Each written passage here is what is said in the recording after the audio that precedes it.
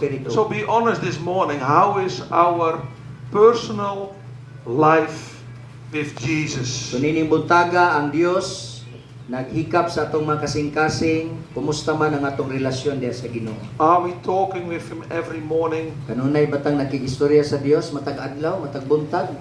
And to be a intercessor for our church, especially for our family, an intercessor, to be an Kung nga intercessor. mahimo usab kita nga mag-ampo dili lang sa atong kaugaling kundi sa atong mga kaubanan nga mga kasimbahanan. Because we are the priest of the spiritual family. Tungod kay kita sama sa mga pari sa espirituhanon nga pamilya. And one of the tasks of the priest was to, one of the calling of the priest was to pray for the flock, for the people. Usa sa mga pagtawag sa pari mao ang pag-ampo para sa mga panon sa katawan sa Dios.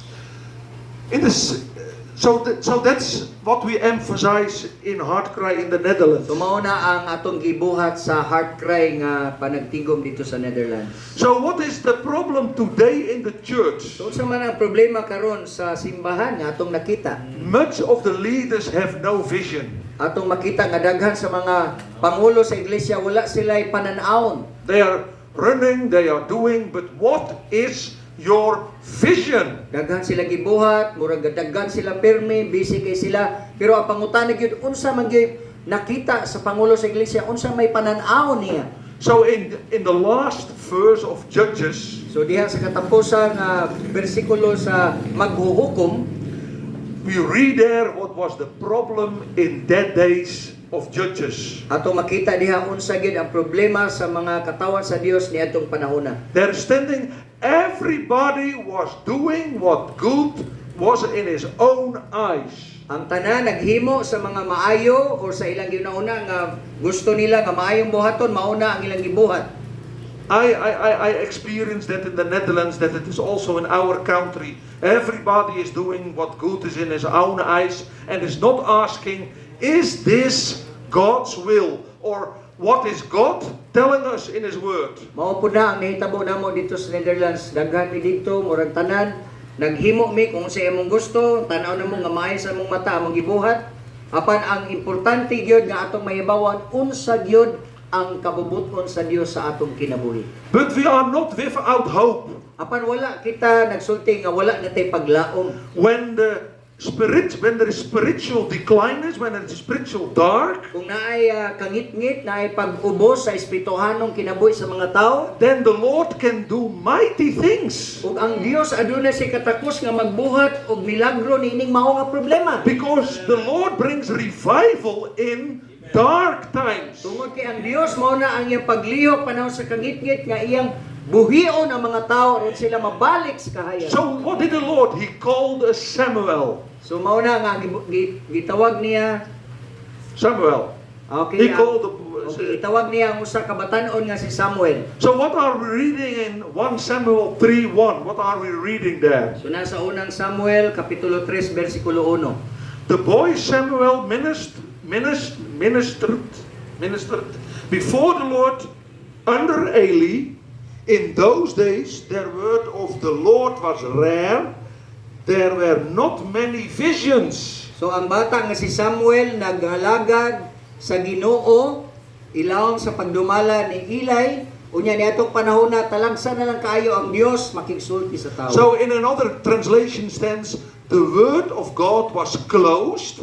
Sa lain nga pagsabot mao nga ang panahon ni atong panahona sirado ang pulong sa Dios wala gipadayan. There was no open vision. Walay dili murag sirado ang langit nitong panahon na wala makigsulti ang Dios. So I don't know how it is here in the Philippines, Wa ko kay balo unsay nahitabo dinhi ron sa Pilipinas. but in the Netherlands there are a lot of sermons. They don't open the Bible. Dito sa daamong lugar sa Netherlands, mao ni ang nahitabo. The leaders are preaching their own experiences. Ang mga pangulo sa iglesia, ang ilang giwali, ang ilang kaugalingon nga mga kasinatian sa And the kinabuhi. church members, they are not open to hear the word of God. They want spectacle like signs and wonders. Ug ang mga membro po sa simbahan dito wala na magunaw-una og mga milagro, kung dili nagunaw na lang sila sa ilang kaugalingon. So, everybody is doing what good is in his own eyes. So ato makita nga ang tanan naghimo na lang sa butang nga gusto nila nga buhaton unsay maayo sa ilang mata. But in a period like that, the Lord called a man like Samuel. Apan niya ang klase nga panahon ang Dios nagtawag nining mao nga batan-on nga lalaki nga si Samuel. And the Lord used him because the Lord gave him a vision for Israel. Ug ang Dios nagamit ni Samuel tungod kay ang Dios naghatag kaniya pananaon para sa mga katawhan niya ang mga Israelita. And what I experience in my heart is that the Lord gave Brother Landon and Brother Russell a vision for this part of the vineyard in the Philippians. Ug mao na ang akong nakita karon sa kinabuhi ni Brother Lendon o ni Brother Russell nga gitagaan sila pananaon sa Dios unsay angay buhaton dinhi sa atong lugar. And they need you as leaders to say, how can we help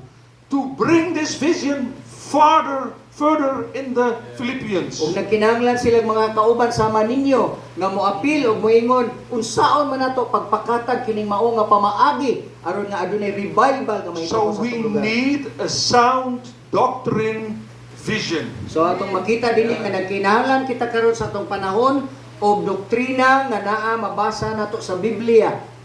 So we are not against the Holy Spirit, Wala kita magpasabot nga dili ta gusto sa paglihok sa balang espiritu. but we need a sound vision on the Holy Spirit. Apan nagkinahanglan kita og insakto og tinuod gyud nga pananaon nga gikan gyud sa Dios. Yes, the Lord can do miracles, Tungod kay ang Dios mao gihapon walay kalahian makahimo siyang milagro. and He can heal people, Makaayo gyapon siya bisan unsa nga sakit. and He can deliver people from the demons. Ug iyang mahinginlan ang mga panulay ug makalingkawas ang mga tao nga gisamok sa dakang espiritu. But what is the first ministry of the Holy Spirit? Apan unsa man gyud ang unang trabaho sa balang espiritu? To reveal Christ in our lives. Aron nga mapadayag si Kristo dinhi sa atong That we kinabuhi. are examples of Christ. Nga kita mga ehemplo nga mga linuwas ni Kristo. And that we can say to our flock, Ug nga kita makasulti sa atong mga katawhan. follow me Sunda ko like I'm following Christ. sama nga akong gisunod si Kristo Jesus.